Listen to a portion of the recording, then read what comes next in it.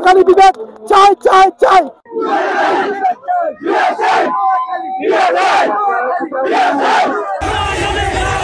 নোয়াখালী সব দিক দিয়ে পরিপূর্ণ হওয়ার কারণে নোয়াখালীকে বিভাগ দেওয়া হচ্ছে না।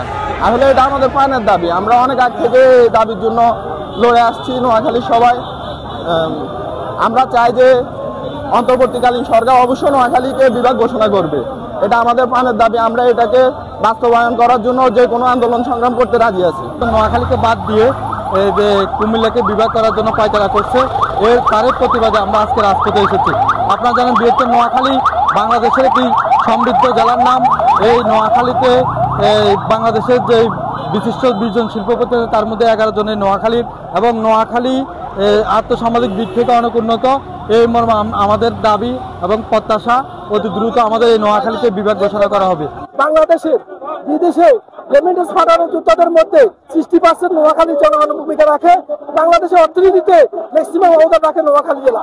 তাই আমাদের দাবি 200 বছরের ঐতিহ্যবাহী অর্থনীতি সমৃদ্ধ জেলা হিসাবে নোয়াখালী জেলাকে অতি দ্রুত বিভাগ ঘোষণা করা হোক। আমাদের একটাই দাবি, নোয়াখালী বিভাগের বিষয়ে কোনো আপোষ নাই, নোয়াখালী বিভাগ চাই চাই চাই। 200 বছরের ঐতিহ্যবাহী জেলা নোয়াখালী জেলা, এই নোয়াখালী জেলা আজও বিভাগ নিয়ে আমরা আন্দোলন রাস্তায় নামতে, এটা আমাদের জন্য লজ্জার, আমাদের জন্য ঘৃণার। আজকে আমরা নোয়াখালীবাসী সর্বোচ্চ জনগণ, সমস্ত রাজনীতি সামাজিক সংগঠন মিলে আজকে রাজপথে নেমে এসেছি নোয়াখালী বিভাগ নিয়ে। এই বিভাগ বাস্তবায়ন করে আমরা ইনশাআল্লাহ ঘরে ফিরবো, এই আশা ব্যক্ত করি। নোয়াখালী